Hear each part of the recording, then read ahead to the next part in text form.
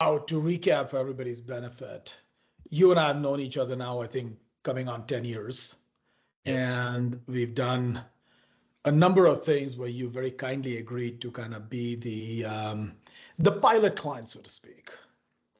And one of the things we've done together is the performance-based contracting on rev cycle, where we benchmark the NCR, the net collection ratio that we're delivering for your practice. We make it completely transparent, and based off of that, we've set our fees to you so that if we hit certain thresholds, we get paid less. If we don't hit those thresholds, we get paid, if we hit thresholds, we get paid more. If we don't, we get paid less. Yeah. And I just Performance. wanted to kind of get your unvarnished, unscripted view of, how that's been from your perspective, and learn from it. And if it's okay by you, let others learn from it too.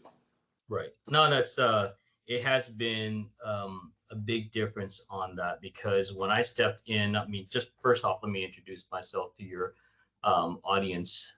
Where I came from a business development IT consulting wing of oil and gas for 20 plus years. So my brother, Dr. Vinh, is the CEO and owner of the practice. His practice was really struggling from an operations standpoint and RCM standpoint. So when I came in, just to do an assessment for him, do what's called a SWOT analysis, which then looks at the strength, weaknesses, opportunity, and threats. The weaknesses and threats were definitely on the back end office side and the front end. There's coordination in that because those major failures were the eligibility verification side of patients' insurances. And then the second one is prior authorizations. So we had an average of about 450 to 500 cases a week. 70% of that are follow-ups, 30% are procedures.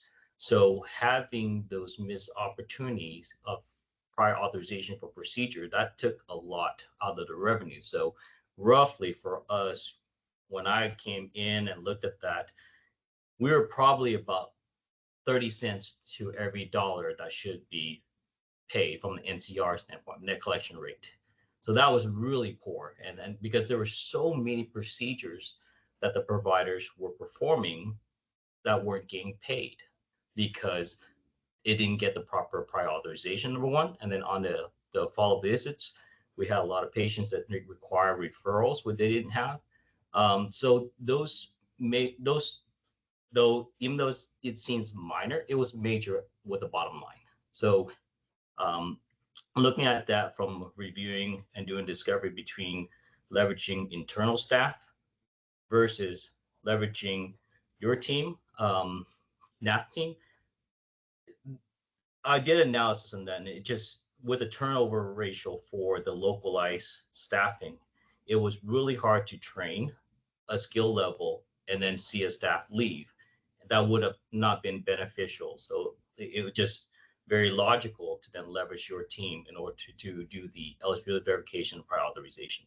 So we went through and developed the um, the workflow definition, the task definition for that specialized specifically for pain management. And your team was very quick to pick up and recognize what the requirements are and then execute. And that's what I needed is that execution to make sure, number one, things are being completed. And then the quality of work has to be done correctly. So completeness and correctness were the two major things that was a major improvement because I wasn't getting that from internal staff.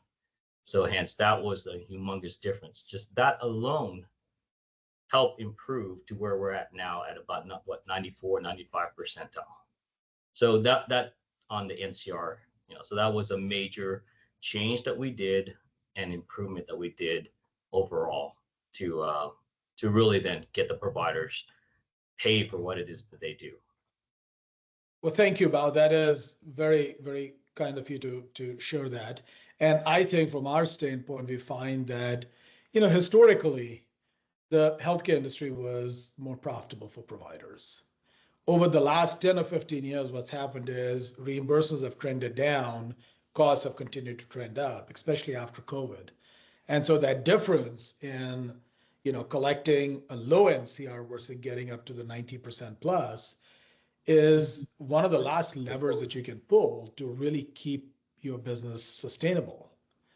Because absent that, everybody else in the chain is making money. The payers are making their monies, the staff is making their money, but the poor provider, who's kind of the, pivot around which everything revolves, is not getting compensated for the work they're doing. And so for us, being able to help make sure that that is addressed and that, the practices we work with are sustainable is both gratifying and rewarding. Yeah, and it's also a change in dynamics too in the healthcare industry with the advent of the AI and large language model (LLM). We know from seeing some of the changes that are going on from on my side as the COO for Cy-Pain Spine, is that I'm seeing that the payers are leveraging AI. So let's look at the steps. Number one, it's already difficult enough to have staffing wise your billing team completely and correctly follow the claims. There are prerequisites to that, i.e. the coding of the claims have to be correct, not only from the practice side, but then from the billing side to make sure that everything's complete. Now, if that's done correctly on the step one, where a lot of practices don't have that done correctly more often than not. We didn't initially, until where we're at now with Nath. Then comes the second part, right? More and more now I'm seeing that the different providers the different payers now are requesting medical records. So when you have the medical record request, not only do you have to process that mail, but also then send that information back with your medical records. How many practices have the staff to be able to handle that workload on top of the first step?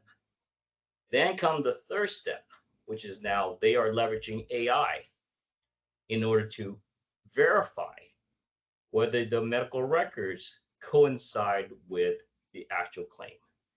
I mean, it got into certain specific cases where I've seen one from Medicare where it's actually asking for verbiage that states why a certain compounding medication was justified over just having a standard formulated medication. I mean, it's that detail at this point in time. So you have those three major steps. In the old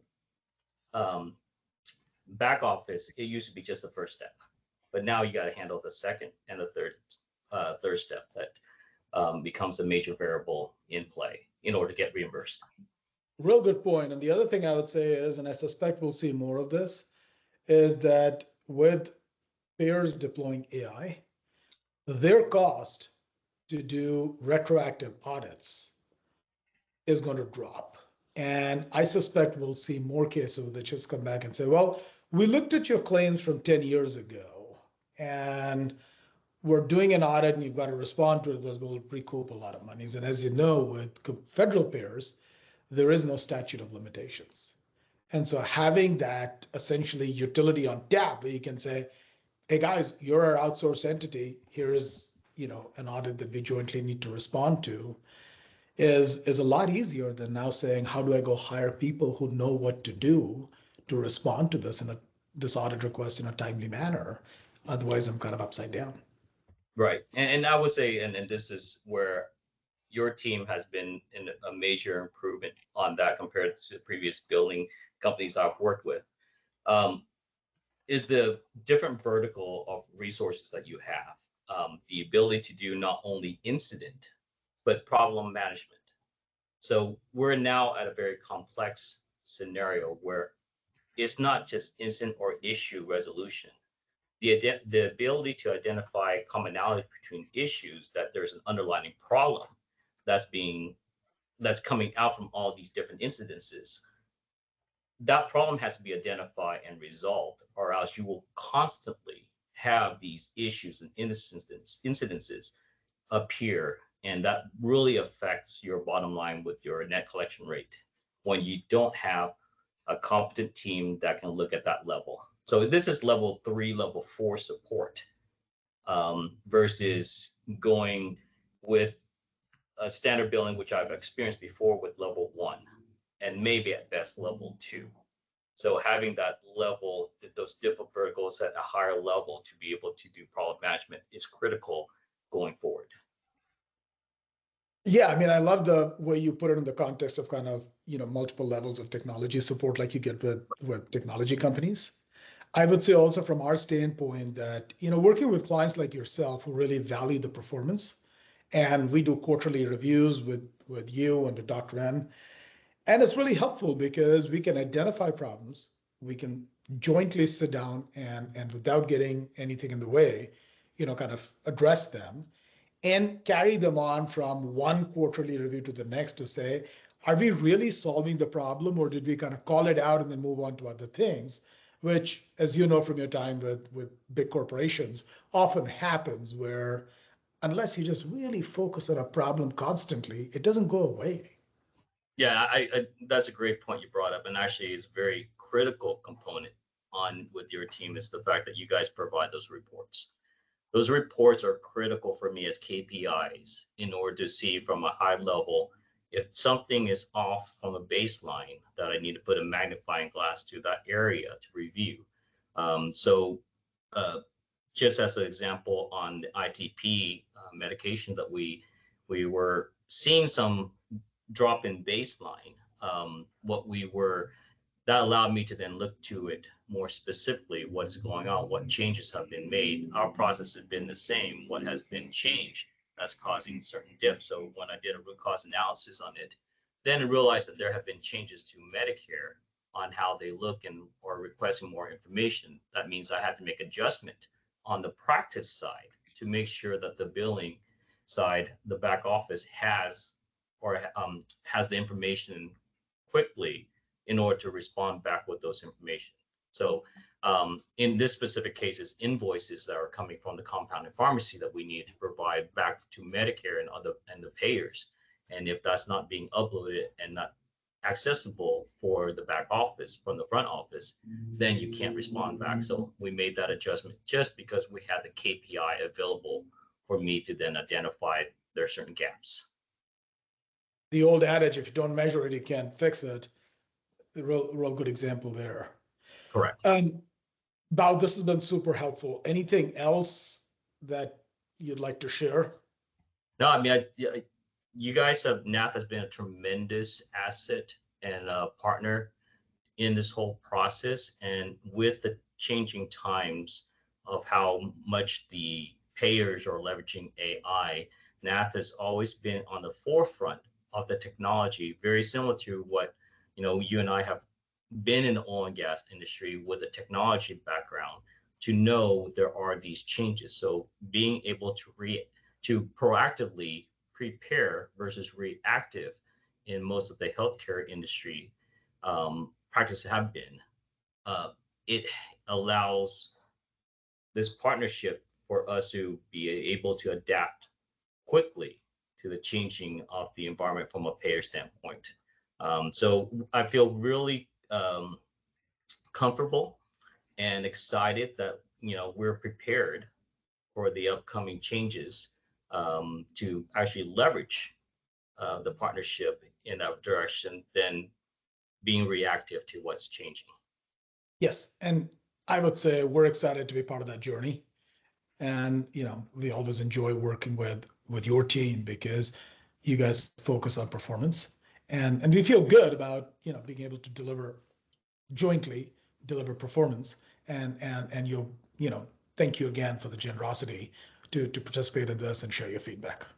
Great, thank you so much, Rohan. Definitely Thanks, appreciate it. Bao.